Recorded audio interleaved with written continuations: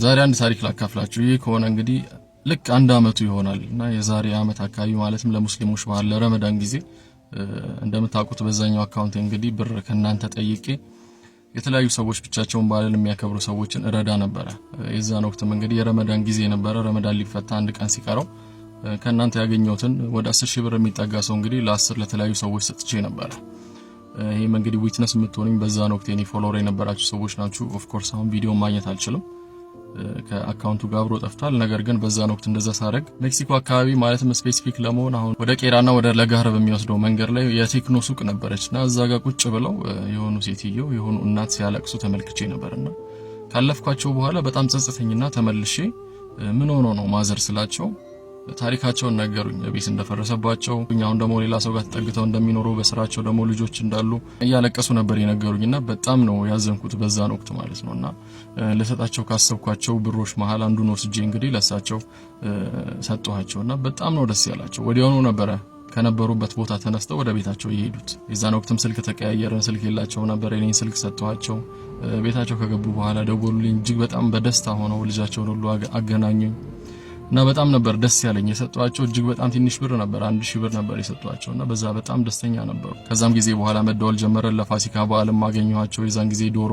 ለተቸገሩ ሰዎች ዶሮ፣ ዘይት፣ ሽንኩርት አድርገን ሰጥ ነበር። ለሳቸውም ያ ነገር እንዲሆን አረግንና እጅግ በጣም ደስተኛ ነበሩ። ሁሉ ተላቅሰን ነበር፣ ትዝ ይለኛል ቪዲዮንም ስንሰራ ማለት ነው። ከዛም ጊዜ በኋላ ብዙ ጊዜ ደውሉልኛል፣ እኔንም ያበረቱኛል፣ እሳቸውም ያሉበትን ሁኔታ ያሳውቁኛልና ደስ የሚል ኮንቨርሴሽን ነበርና በየበዓሉ ሊደርስ ሲል ይደውሉልኛል። እኔም የቻልኩትን ነገር አረግላቸው ነበር በወቅቱ። ከዛም በኋላ ለአዲስ አመት ይደውላሉ ብዬ ስጠብቅ አልደወሉም ነበር። አሁን ግን ደወሉልኝ። ከትናንትና በስቲያ ነበር ይደውሉልኝና አዲስ ስልክ ነው ከጎረቤታቸው ተወሰው ነበር ይደውሉልኝ። አሁን ያሉበትን ሁኔታ ሳወቁኝ። ሽንቁሩ ሚካኤል ሄደው ነበር፣ ከጸበል ነው የተመለሱት። ከበፊቱ ጥሩ ሁኔታ ላይ ነኝ ብለው ነገሩኝ። እኔም እጅግ በጣም ደስ አለኝና ስራም እንደጀመሩ ነገሩኝ። በየሰው ቤቱ እየሄዱ ልብስ እንደሚያጥቡ ነገሩኝ። ያው ከእድሜያቸውና ከሁኔታቸው አንጻር ይሄ ስራ እጅግ በጣም ከባድ ቢሆንም ነገር ግን በዛ ላይ እንደተሰማሩና ራሳቸውን በዚህ እያስተዳደሩ እንደሆነ ነገሩ። ታዲያ በአሁኑ ወቅት አዲሱ ገበያ አካባቢ እንደሚኖሩና እንደዚህ አይነት ስራ እንደሚሰሩ ነገሩኝ። ታዲያ እኔም ደስ ብሎኝ እንግዲህ ላገኛቸው ፈለኩና እኔም ልብስ የሚታጠብ ልብስ አለኝ፣ ስለዚህ ልብስ መተው ያጥቡልኛል፣ ያግዙኛል ብዬ አልኳቸው። እጅግ በጣም በደስታ ነበር የተቀበሉት። እናም በአሁኑ ቅዳሜ ማለትም የትንሳኤ ዋዜማ ቀን ቤት እንዲመጡ ቀጥሬያቸዋለሁ። ታዲያ ምን አሰብኩ መሰላችሁ? እንደ ድሮ ብር ማሰባሰብ በአሁኑ ወቅት እጅግ በጣም ይከብዳል። ብዙ ሰዎች ያሉበትን ሁኔታ አውቃለሁ። ነገር ግን ምናልባት ከቻለን የሳቸውን ህይወት አንድ ሰው ህይወትን ቀይር ብዬ አሰብኩኝ። ይህ መንገድ ከቻለን የልብስ ማጠቢያ ለሳቸው ለመግዛት አሰብኩኝ። እናም ይህ ነገር ከኔ እንዲጀመር አስቤያለሁ። ቢያንስ እኔ በምችለው ልክ ከሰራሁት ስራ ላይ 5,000 ብር ቀንሼ ለሳቸው ባረግ እናንተ ደግሞ እዚህ ላይ ብትጨምሩበትና የሆነ ነገር ላይ ደርሰን ለሳቸው ጥሩ ነገር ብናረግላቸውና ሰርፕራይዝ ብናረጋቸው በጣም ልቤ ወደደና ከጀለ። እናም ከቻላችሁ ካጠገቤ በመቆም እንግዲህ እሳቸውን ህይወትን ቀይር። ይሄንን ቪዲዮ ይመለከቱታል ብዬ አላስብም፣ ምክንያቱም ስልክ የላቸውም።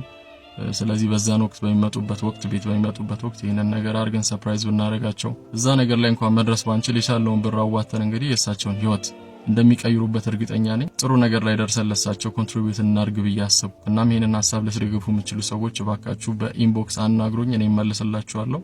ያለን ቀን እጅግ በጣም ትንሽ ነው። በዚህ ቀን ደግሞ ተባብረን ብዙ ነገር ማድረግ እንችላለን ብዬ አስባለሁ። እናም ስታያቸው ነው የምትረዱት ምን አይነት ነገር ውስጥ እንዳሉ። ይሄንን ነገር አርገን እዚህ ደረጃ ላይ ደርሰን እንግዲህ እሳቸውን ሰፖርት እናርጋቸው እላለሁ። እናም ይሄንን ሐሳብ የተመቻችሁ ሰዎች ኢንቦክስ አርጉልኝና የቻለውን ነገር እናርግ ለማለት ነው። መልካም ቀን ይሁንላችሁ። አመሰግናለሁ። ብሩክ ነኝ።